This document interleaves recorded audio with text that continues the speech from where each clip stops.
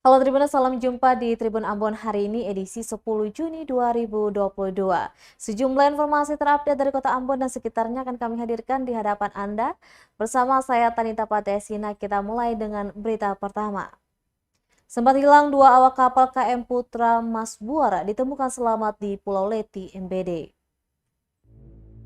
Operasi SAR hari keempat korban Yusuf Imimpia dan Justus Okmemera yang hilang di perairan Maluku Barat Daya akhirnya membuahkan hasil.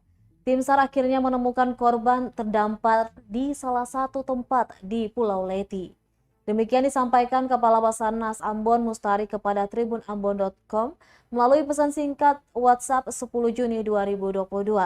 Lanjutnya saat sore kemarin ditemukan malamnya, kedua korban langsung dibawa ke Pulau Moa oleh tim SAR gabungan. Diberitakan KM Putra Masbuara dilaporkan mengalami mati mesin di antara perairan Pulau Sermata dan Pulau Moa bagian selatan Kabupaten Maluku Barat Daya pada hari Minggu 29 Mei 2022 lalu. Diketahui kapal tersebut berpenumpang 3 orang, yakni Yusuf Imimpia, Justus Okmemera, dan Ari Onarelli. Setelah menerima laporan pada hari Senin 6 Juni 2022, Basarnas Ambon langsung meneruskan informasi itu ke potensi SAR ke TNI Angkatan Laut, Pol Air, dan Bakamla, serta melaksanakan iBroadcast ke Basarnas Pusat untuk melakukan pencarian.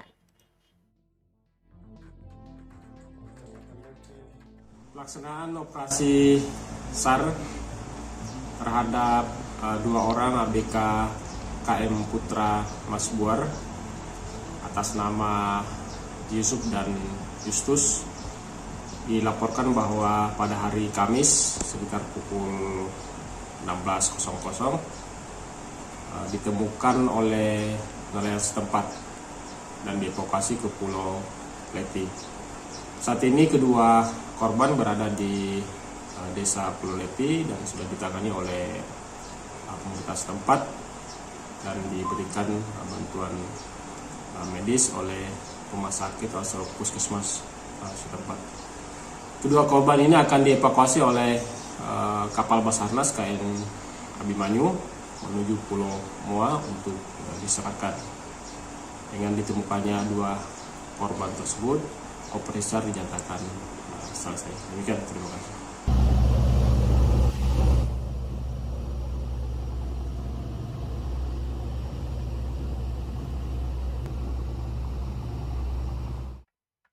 Tribunal selanjutnya, Satpol PP larang wartawan ambil gambar saat pelantikan Salhuteru jadi raja definitif negeri Latu Halat. Ada yang membingungkan dari pelantikan Audi Salhuteru sebagai raja definitif negeri Latu Halat, Kecamatan Nusaniwe, Kota Ambon, Jumat 10 Juni 2022. Pelantikan yang berlangsung di lantai 1 Balai Kota Ambon itu dijaga ketat pihak Satuan Polisi Pamong Praja atau Satpol PP. Sayangnya proses pengambilan gambar dilarang petugas.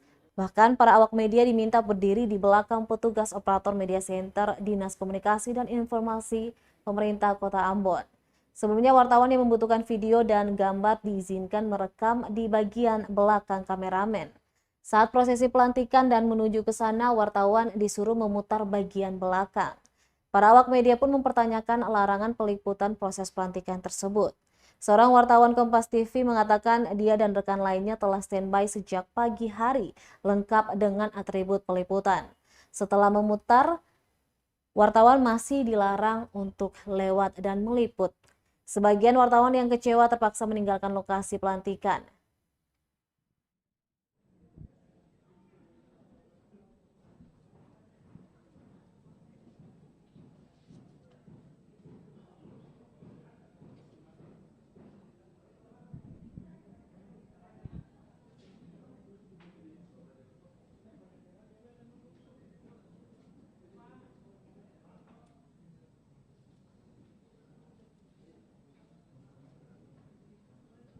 Ambon.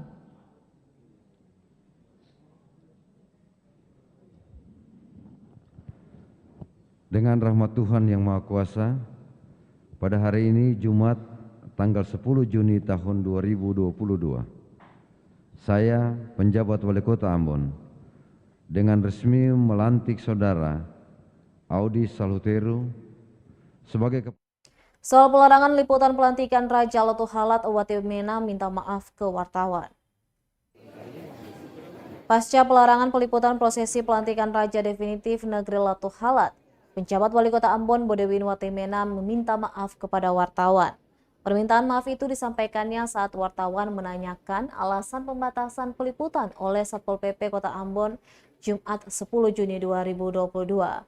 Menurutnya tidak ada pelarangan peliputan, bahkan ia ingin agar proses pelantikan diketahui masyarakat, guna menjadi contoh kepada warga negeri lainnya.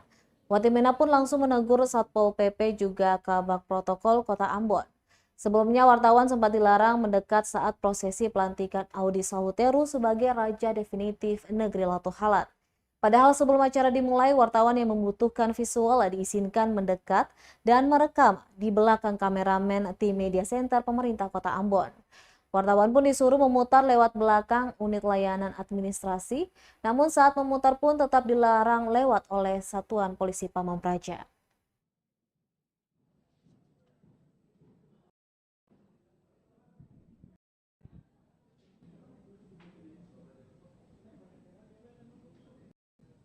PP sama Kabak Protokol Pak hari minta mencegah teman-teman wartawan untuk mendekat di lokasi Pak. Oh, tidak ada itu. Ada Pak, kita yang alami Pak. Ya mestinya tidak boleh.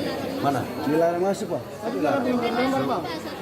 Malah kita mau kegiatan ini dipublikasikan supaya semua masyarakat di Kota Ambon ini melihat bahwa ya persoalan yang terjadi soal proses ya penetapan Raja definitif ini bisa diselesaikan dengan baik-baik.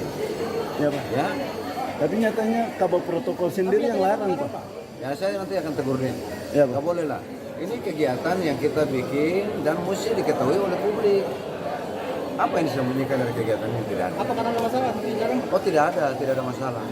Lihat nanti, tidak ada masalah. Apakah Satpol PP juga perlu ditegur Pak sehingga itu dia berjenjang sampai ke bawah Pak? Ya pasti, kalau ada yang menghalang-halangi pers untuk meliput acara ini, ya pasti saya tegur. Nggak bisa dong.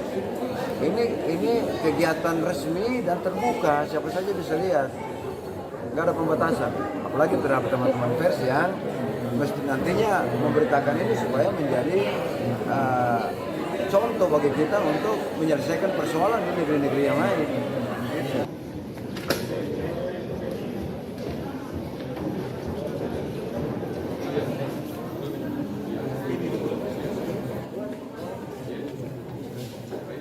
Kita beralih ke informasi selanjutnya. Tribunnews siap berangkat. 63 calon jamaah haji Maluku Tengah ikut bimbingan manasik haji. Sebanyak 63 calon jamaah haji CJH Maluku Tengah mengikuti bimbingan manasik haji yang digelar Aula Ikhlas Beramal Kementerian Agama Maluku Tengah Jumat 10 Juni 2022. Bimbingan manasik haji dibuka Kepala Kementerian Agama Maluku Tengah, Taslim Tuasikal. Dalam sambutannya, Taslim menyampaikan apresiasi kepada seluruh jajarannya yang melaksanakan kegiatan bimbingan manasik tahun ini, sehingga dapat membina dan membimbing para CJH yang akan berangkat pada musim haji tahun ini.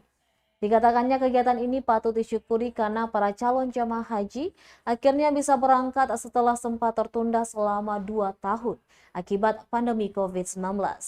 Ia juga meminta agar calon jamaah haji yang akan berangkat pada musim haji 2022 agar senantiasa menjaga kesehatan dan fokus mempersiapkan diri melaksanakan ibadah haji. Ia berharap semuanya berjalan lancar sehingga bisa kembali ke tanah air dengan selamat. Diketahui 63 calon jamaah haji akan diberangkatkan ke Makassar pada 22 Juni 2022 mendatang. Jamaah calon haji asal Maluku Tengah ini masuk ke dalam kloter 9 dan 10 bersama beberapa daerah lainnya di Maluku, antara lain Kota Ambon, Kabupaten Seram bagian Barat, Kabupaten Seram bagian Timur, Kabupaten Buru, Tual, dan Buru Selatan. Haji, tadi kan kalau di Makassar misalnya atau nanti itu adalah umrah niatnya pakaian gamis yang kan warna identik dengan gamis-gamis begitu yang putih-putih langsung itu. Start 120 berapa real? Saat ini kan 4 jadi kalau 4 kali 10 berarti 10 ya 40.000. Itu dia gampang saya kan dia.